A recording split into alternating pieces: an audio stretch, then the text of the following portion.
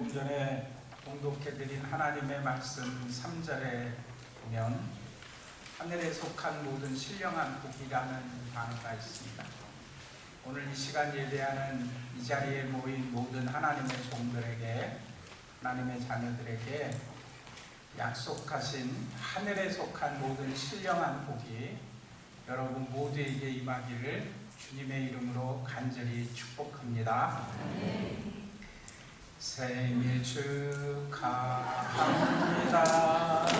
생일 축하합니다. 사랑하는 우리 교회 생일 축하합니다.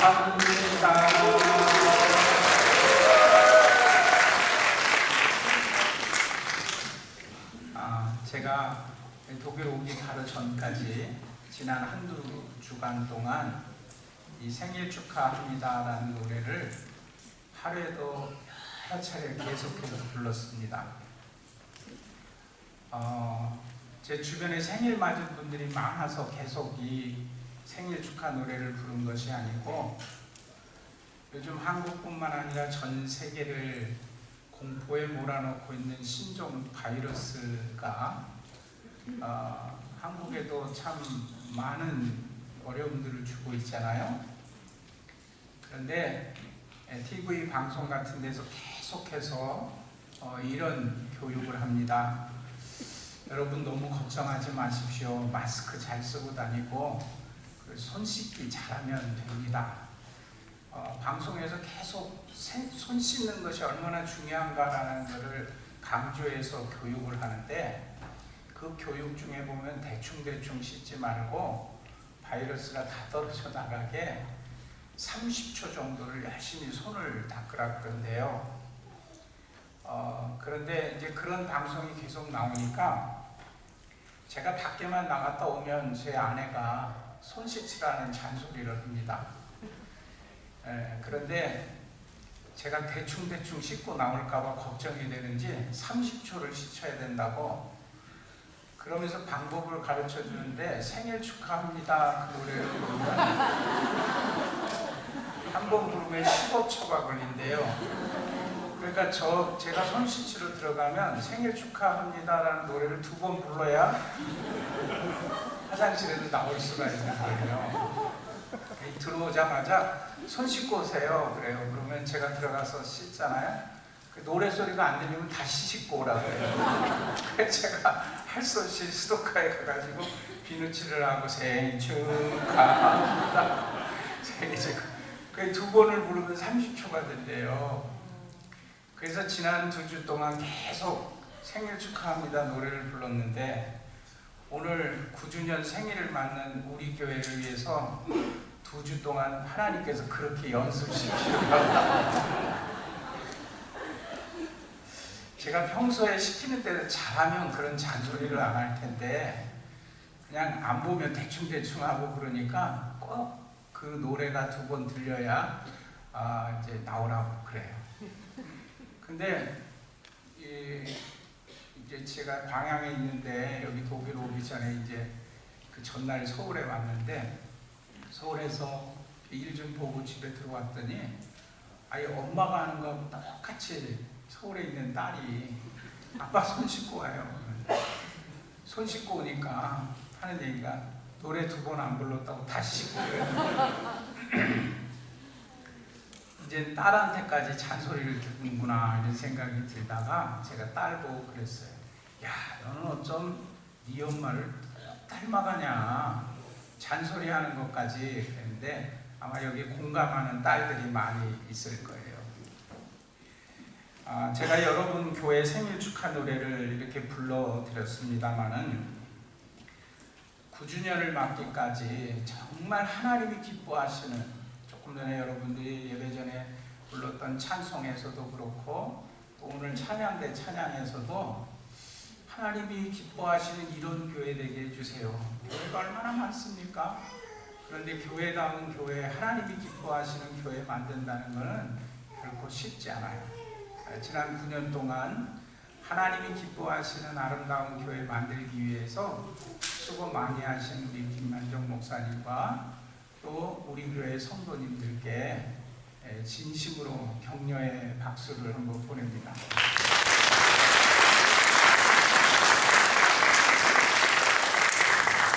제가 딸 보고 야 너는 어쩜 점점 더 엄마를 닮아가냐 그런 얘기를 했다고 그랬는데, 성경에 보면 어머니가 그러하면 딸도 그러하다라는 속담이 있어요. 여러분 성경 많이 보십니까? 정말 성경에 그런 말이 있어요? 그런 생각 들죠? 보신 기억이 나시는 분 계십니까? 근데 정말 성경에 속담에 이르기를 어머니가 그러하면 그 딸도 그러하다 이런 구절이 있어요. 에스겔 16장 44절에 보면 그 속담에 대한 이야기가 나옵니다. 이스라엘 백성들이 하나님의 자녀들이라고 자신들이 선민의식을 가지고 삶을 살아갔는데, 부모 중에 어머니가 유대인이면 그 태어난 자녀는 무조건 유대인이 됩니다. 그런데 부모 중에 아버지가 유대인이면 그 자녀는 유대인으로 인정을 안 해요. 유대인으로 인정받고 싶으면 랍비들에게 가서 랍비들이 그 가정의 가정교육, 신앙교육 이런 거를 잘 살펴서 너는 아버지가 유대인이지만 자녀인 너는 유대인으로 인정할 만하다. 이렇게 랍비들이 회의해서 허락을 하면 유대인이 되고 아니면 유대인이 안 돼요. 그런데 엄마가 유대인이면 자동적으로 유대인으로 자녀를 인정합니다. 이 말은 무슨 말이냐면 자녀들에게 있어서는 어머니의 신앙의 영향이 얼마나 지대하고 중요한가라는 걸 보여주는 말이죠. 우리 말에는 자녀가 어머니를 닮았다, 아버지를 닮았다 이런 뜻으로 쓰는 용어가 부전자전 이런 용어를 쓰잖아요. 근데 이스라엘에서는 유대인들에게 있어서는 어머니가 그러하면 딸이 그러하다 이런 속담으로 어머니의 그 닮아가는 그 모습을 이렇게 설명해 주고 있는 것을 볼 수가 있었어요. 성경이 말해주고 있는 진리 중에 한 가지 중요한 진리는 자녀는 부모를 닮는다는 것입니다. 반드시 닮습니다. 외모가 닮든 아니면 살아가는 삶의 모습이 닮든 중요한 건 신앙이 닮아간다는 것입니다. 가치관이 닮아가고 제가 아주 중요한 이야기를 생일을 맞는 우리 교회 여러 성도님들에게 전하는 것입니다. 일제에서 해방이 막 되고 나서 처음으로 창작 시집이 만들어졌는데 그 책 이름이 청록집이라는 시집이었대요. 거기에 시를 쓴 사람이 3사람이 있는데 그 사람들을 청록파 시인이라고 한답니다.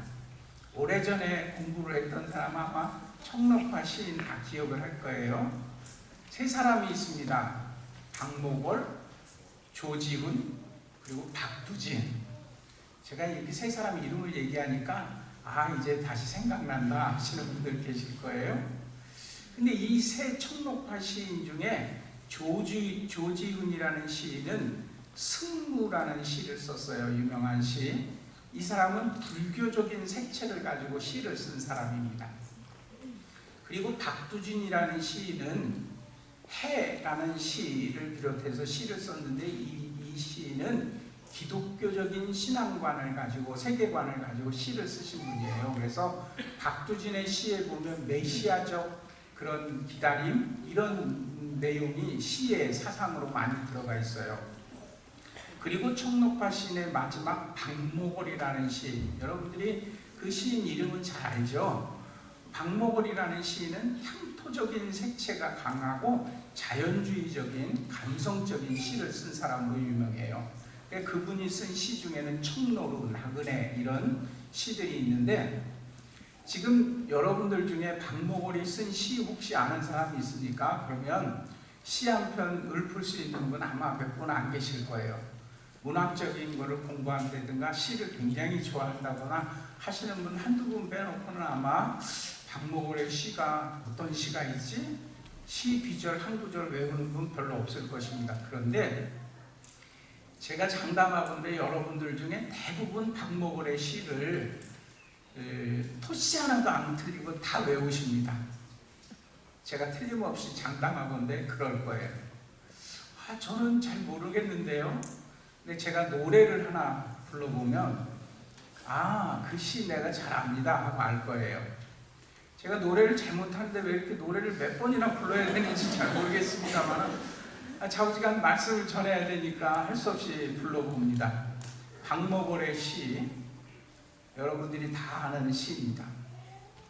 송아지 송아지 얼룩 송아지 엄마 소도 얼룩소 엄마 닮았네. 그 얘기가 맞죠? 이 시가 박목월의 시입니다. 그 유명한 청록화시 박목월. 그런데 이 사람이 장성하여 시인이 된 다음에 쓴 시는 아니고요. 어린 시절에 언젠가 이렇게 보니까 자기 형이 있는데 형이 하는 짓이 엄마랑 똑같더래요. 그래가지고 속으로 이렇게 생각을 한 거예요. 형은 어쩜 저렇게 엄마랑 똑같지? 이런 생각을 했대요. 그래서 가만히 생각해 보니까 자기도 형이랑 닮았고 또 자기도 엄마랑 닮았더라는 거예요. 어린 시절에. 그래서 박목월이 앉아서 시를 한 편 썼어요. 송아지 송아지 얼룩송아지 엄마 소도 얼룩소 엄마 닮았네. 여기서 송아지는 소를 가지고 시를 쓴 것이 아니라 자기 형제 그리고 엄마를 닮은 자기 형제의 이야기를 그 어린 소년이 시로 썼다는 거예요.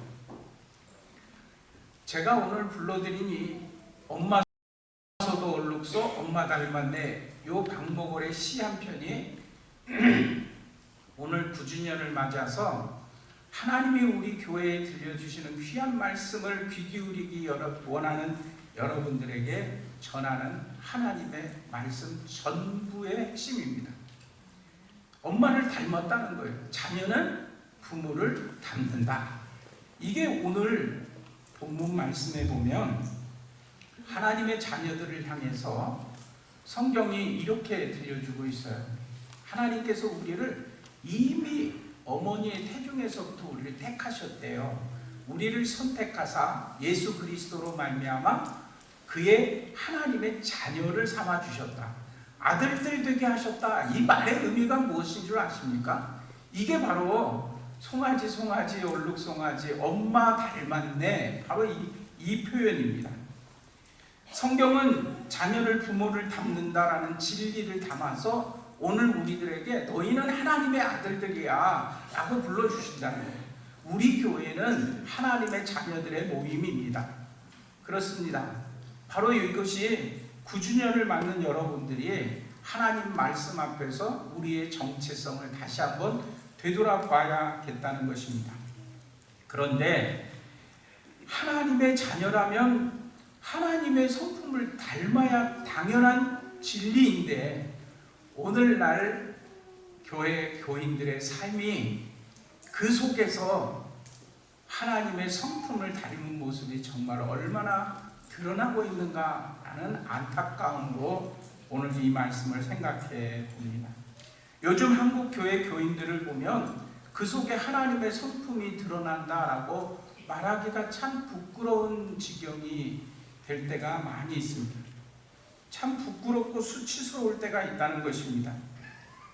한국 교회는 예전보다 건물도 더 크게 짓고 교인들도 수천 명, 수만 명 모이는 엄청난 부흥한 교회로 다른 데 사람들에게는 우리 교회가 이렇게 부흥했다, 우리 교회가 이렇게 성장했다라는 것을 막 자랑하고 있지만 놀랍게도 그 많은 교인들 중에 하나님을 닮은 모습으로 삶을 살아가는 모습이 그렇게 많지 않다는 것입니다. 내가 예수님은 잘 모르지만 권사님을 보니 권사님이 믿는 예수님 나도 한번 믿어보고 싶습니다. 내가 예수님은 잘 모르지만 집사님을 보니 집사님의 모습 속에서 예수님이 어떤 분인지가 드러납니다. 이렇게 돼야지 당연한데 세상 사람들은 교회 다니는 사람들이 더 이기적이고 자기들밖에 모르고 편협하고 왜곡되고 욕심이 가득한 무리들처럼 보인다는 것입니다. 이건 제가 하는 얘기가 아니고 한국 사회가 그렇게 평가하고 있다는 안타까운 모습입니다. 1월 말에 기훈시에서 전국 우리 백성들을 국민들을 대상으로 해서 여론조사를 한 것을 발표를 했는데요. 거기 보면 한국 교회를 향한 신뢰도를 보여준 자료가 있어요. 한국 교회를 얼마나 신뢰할 수 있습니까? 라는 질문을 던졌는데 그 중에 한국 교회 절대 믿을 수가 없어, 절대 신뢰할 수 없어 라고 극렬하게 불신한 것을 표현한 사람의 숫자가 32.4%였답니다. 그리고 별로 신뢰하지 못합니다 라는 대답을 한 사람은 31.5%. 그래서 이 두 개 아주 극렬하게 반대하는 거 믿을만하지 못하다라고 얘기하는 그 정도까지 다 포함해서 보니까 64% 정도가 한국 교회는 신뢰할 수 없다, 이렇게 결과가 나왔다는 것입니다. 이게 10년 전과 비교해 봤을 때 거의 20% 정도 부정적인 것이 올라가는 그런 수치입니다. 길 가는 사람 10사람 붙잡고 물어보면 한국 교회를 믿을만 합니까? 그러면 10명 붙잡고 물어보면 6명, 7명은 그거는 못 믿을 단 공동체입니다, 이렇게 대답을 하는 결과가 나온다는 거예요. 그것도 연령별로 보면 30대 이하 젊은 층에서는 훨씬 더 심각한 수치가 나오고 있습니다. 우리는 생각합니다. 우리 교회가 이런 역사를 가지고 교회가 뭐 몇천 명이 모이고 몇만 명이 모이고 예전과 비교할 수 없을 만큼 엄청나게 교회가 성장했어요. 수백억짜리 예배당을 지었어요. 유럽 교회 몇백 년 역사를 가진 유럽 교회보다 더 큰 어마어마한 예배당을 지어놓고 교인들은 자부심을 가지고 있을지 모르지만 교회 밖의 세상은 그들을 하나님의 모습을 닮은 하나님의 자녀들이라고 보지 않는다는 안타까운 결과라는 것입니다. 내일 모레부터 시작되는 유럽 청년들이 모여서 하는 코스타 집회가 있는데 이번 코스타의 주제를 이렇게 전해왔어요. 일상에서 드러나는 그리스도의 성품. 기가 막히게 제목을 정한 것 같아요. 우리 젊은이들에게 정말 필요한 말씀의 도전이다. 그러니까 교회에서 예배 드릴 때만 하나님의 자녀들의 모습이 보이고 찬양하고 말씀에 감격하고 뜨겁게 기도하고 하나님의 자녀들인 것 같은 것이 중요한 게 아니라 이 문 열고 나가서 한 주간 동안 살아가는 일상에서, 직장에서, 이웃들 가운데, 삶의 자리에서, 학생들은 학교에서, 직장 다니는 사람은 직장에서 그 속에 그리스도의 향기가 나야 한다는 것입니다. 그것이 우리가 하나님의 성품을 닮아가는 하나님의 자녀라는 그 말이에요. 제가 우리 교회는 그런 의미에서 하나님이 기뻐하시는 하나님의 자녀다운 아주 좋은 교회 모델이라는 것을 너무나 잘 알기에 기쁜 마음으로 축하를 하면서 여러분들 수준이 얼마나 되는지를 제가 질문을 하나 드려볼게요. 아주 어려운 문제인데 여러분들은 잘할 거라고 생각하고 제가 질문을 드립니다. 예를 들어서 여기 신문 한 장이 있다고 생각해 보세요. 이 신문지라고 생각하고 이런 신문지가 하나 있는데 조금 전까지 이 신문지를 가지고 뭘 이렇게 둘둘둘둘 싸서 포장을 했던 거예요.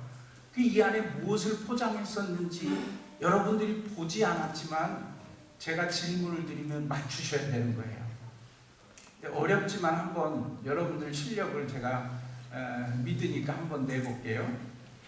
조금 전까지 여기다 뭔가를 쌌던 신문지인데 이 뭐를 쌌지? 보지는 못했어요. 그런데 신문지에서 이렇게 냄새를 맡아보니까 이 신문지에서 고등어 비린내가 나요. 조금 전까지 이 신문지에 무엇을 쌌을까요? 고등어. 보지도 않았는데 어떻게 합니까? 정답입니다. 신문지에서 고등어 비린내가 난다 그러면 조금 전까지 무엇을 쌌다고요? 고등어. 한 문제 더 내겠습니다.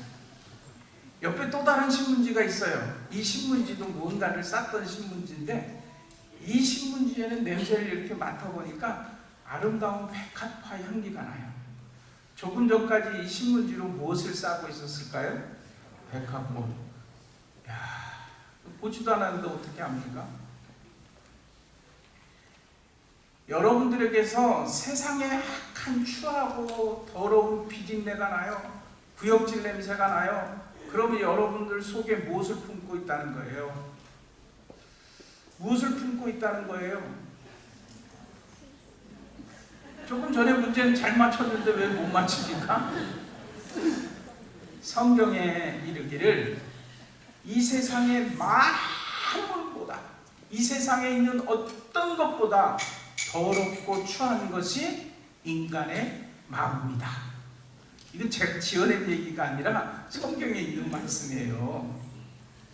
이 세상에 있는 모든 것보다 더 추하고 더럽고 시궁창 냄새나고 더러운 것이 무엇이냐? 그것이 인간의 마음이래요. 죄가 가득한 인간의 마음은 이 세상의 무엇보다도 추한 것이 성경의 가르침입니다. 그런데 우리가 우리 속에 있던 품고 있던 그 죄성을 예수 그리스도께서 십자가에 달려 돌아가심으로 우리를 죄인이라고 말하지 않고 의롭다고 인정을 해주시는 하나님의 죄사함의 은총이 우리에게 임했어요. 그러니까 우리가 아무리 세상에서 어떤 지위를 가지고 어떤 또 학벌을 가지고 세상에서 어떤 것을 누리면서 삶을 살아도 그 죄 문제를 해결하지 못한 사람의 삶 속에는 더럽고 추한 삶이 가득하다는 거예요. 우리가 가끔 가다가 뉴스나 신문에 드러난 모습들을 보면서 아니 그 사람이 정말 그런 짓을 저질렀어? 아니 그 사람 정말 참 훌륭한 사람인 줄 알았더니 그 사람이 그 모양이야? 이렇게 놀랄 때가 있어요. 근데 놀라지 마세요. 사람은 원래 그 정도 수준이라는 거예요.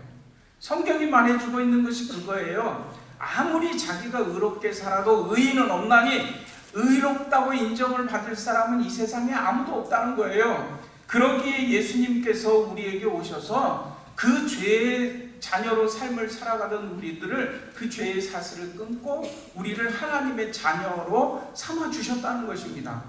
그렇다면 이 말은 무슨 말이냐면 내 속에 무엇을 품고 살아요? 과거에는 죄에 더럽고 추한 것을 시궁창 냄새 나는 것을 품고 살았는데 이제는 내 속에 예수 그리스도를 품고 산다는 거예요. 바울은 그것을 얘기했죠. 누구도 나를 건들지 말라. 내 속에 예수 그리스도의 흔적이 있노라.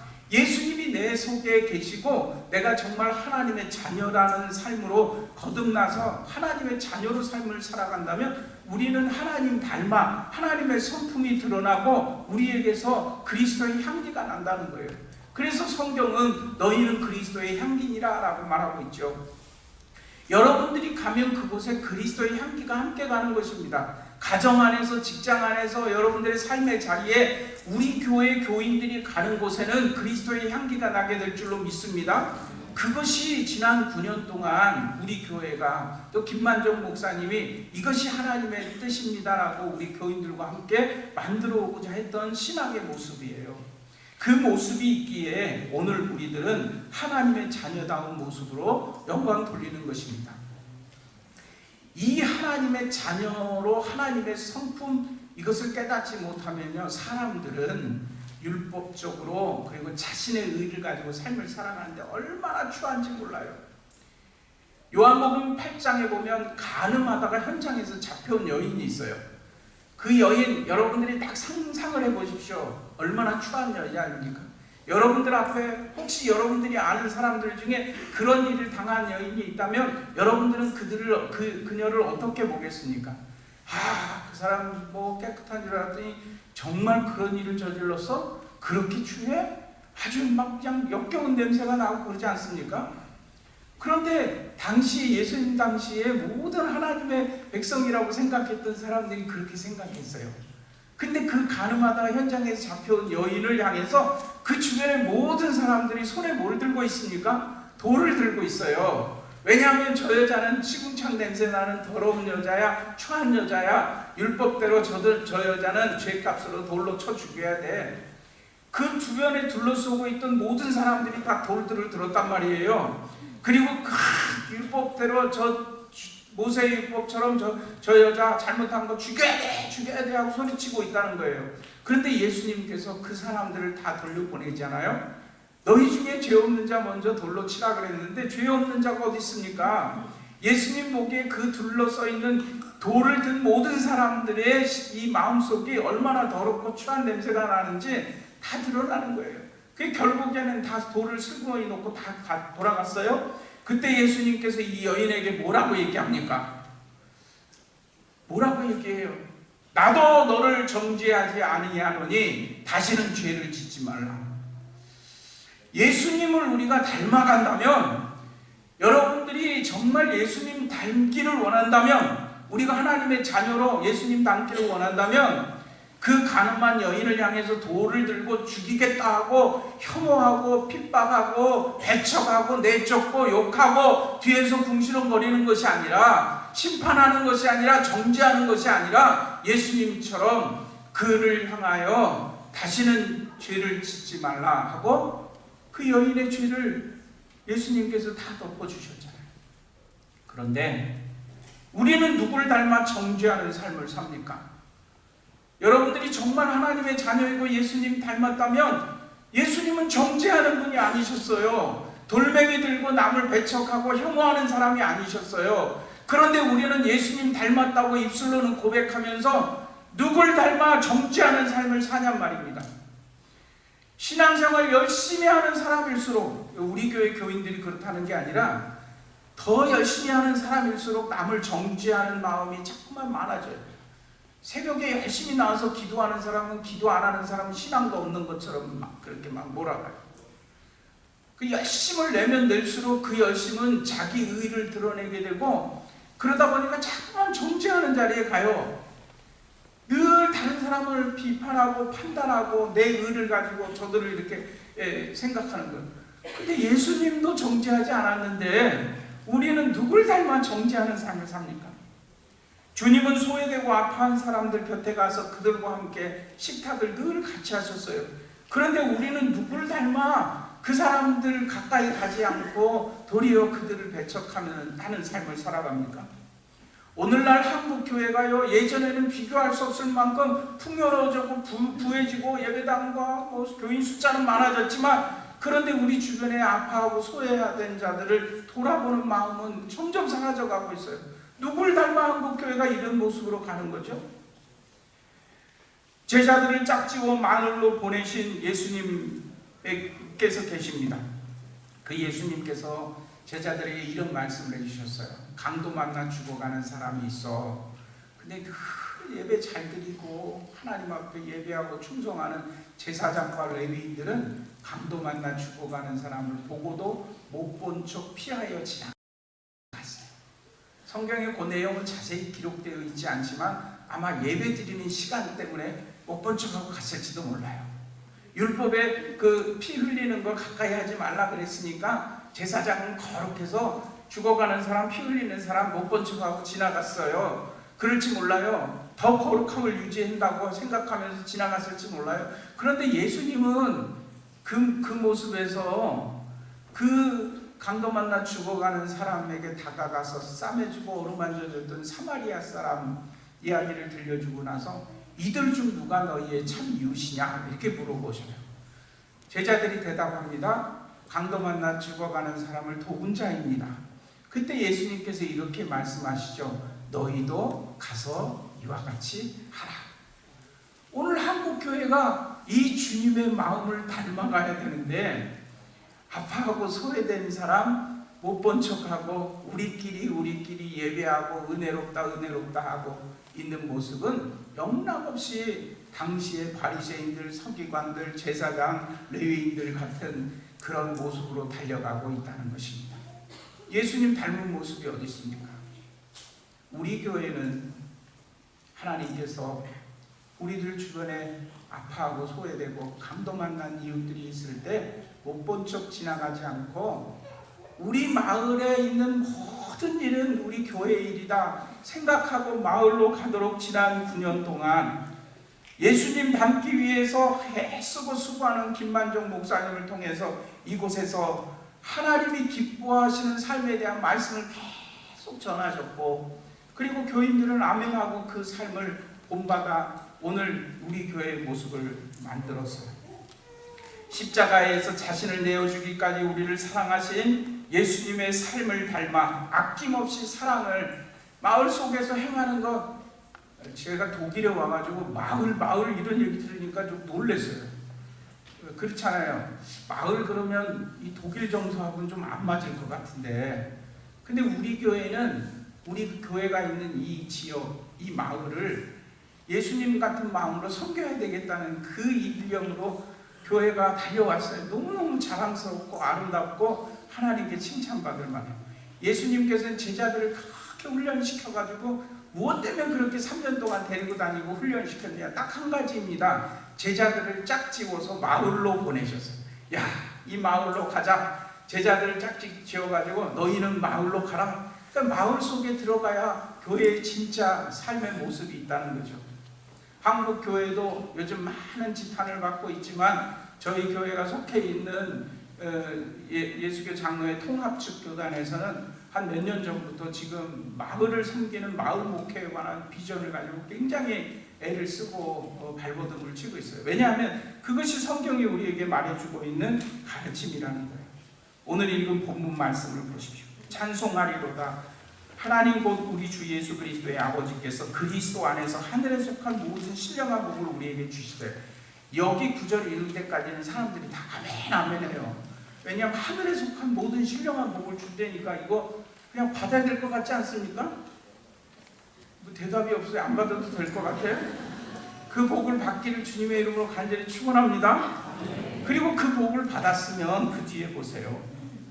창세전에 그리스도께서 우리를 택하사, 하나님께서 택하실 때 다윗이라는 사람은요, 이 고백을 이렇게 해요. 시편 139편 14절에 보면 어머니의 태중에서부터 나를 택하여 지으신, 나를 택하신 하나님께서 나를 지으심이 신묘막측하심이라. 너무나 놀랍고 기가 막히다는 거예요. 그 신묘막측이라는 한자어를 요즘은 기묘함이라 표현했고요, 현대어 성경에서는 놀라워라 이런 표현을 썼어요. 영어 성경을 보니까 다 원더풀이라는 단어를 썼어요. 하나님이 나를 택하여 지으심이 너무 놀랍다는. 여러분 자녀 낳아놓고 나면 놀랍지 않던가요? 어쩜 이렇게 나를 닮았는지 그런 생각 안 들던가요? 자녀들 보면 그냥 손가락, 말로 표현할 수 없잖아요. 보면 기가 막히지 않던가요? 옆에 분들 보세요. 이 놀라운 하나님의 작품이 지금 내 옆에 있다는 거예요. 제가 어제 와가지고요, 제가 이 고흐 그림을 참 좋아하거든요. 고흐의 그 푸른색, 파란색, 노란색 그 색채가 너무 좋아요. 제가 뭐 미술 전공하고 미술을 잘하는 건 아니지만 고흐 그림을 보면 너무 좋아요. 그래서 고흐 그림을 굉장히 좋아하는데, 어저께 저 숙소에서 어제 토요일이었던가요? 오전에 좀 시간이 나가지고 그 마인 강변을 이렇게 좀 걷는데 보니까 그때 여기 우리 교회 오 목사님이 와가지고 같이 이렇게 마인 강변을 걷는데 저 옆에 보니까요, 박물관에 고흐 미술전을 한다는 거예요. 그래가지고 이 목사님 보고, 목사님 딴 데 가지 말고 나 고흐 좋아하는데 저거 보러 가자고. 그래가지고 박물관을 갔어요. 근데 보니까 사람이 많이 있더라고요, 입구에. 그래가지고 사람이 좀 줄 서 있나 보다. 옆에 돌아가니까 그 옆에도 또 줄이 쭉 있는 거예요. 또 더 돌아가니까 더 있어요. 보니까 몇백 미터를 줄을 서 있는 거예요. 그 지나가는 사람이 하는 얘기가 2-3시간은 기다려야 아마 들어갈 수 있을 거예요. 결국 못 보고 말았어요. 제가 이런 생각을 해보는 거예요. 고흐가 그렸다는 그림이 고흐가 그린 거잖아요. 그러니까 사람들이 그냥 몇 시간을 줄을 서서라도 그 고흐가 그린 거 그림, 뭐 사실 우리가 인터넷이나 뭐 자료 같은 데 사진 자료에서 얼마나 많이 봅니까? 근데 그걸 내가 직접 고흐의 그림을 눈으로 한번 보겠다고 사람들이 그 줄을 서가지고 하는데, 고흐의 그림도 그 모양인데, 여러분 지금 내 옆에 있는 누구 작품이라고요? 누구 작품이에요? 우리 김만종 목사님. 얘 보니까 그냥 대충 생기셨는 줄 알았더니 알고 봤더니 하나님의 작품이래요. 그래서 성경은 그걸 놀라워라, 하나님의 위대한 작품. 옆에 분들에게 자 한번 인사하겠습니다. 오 놀라워라.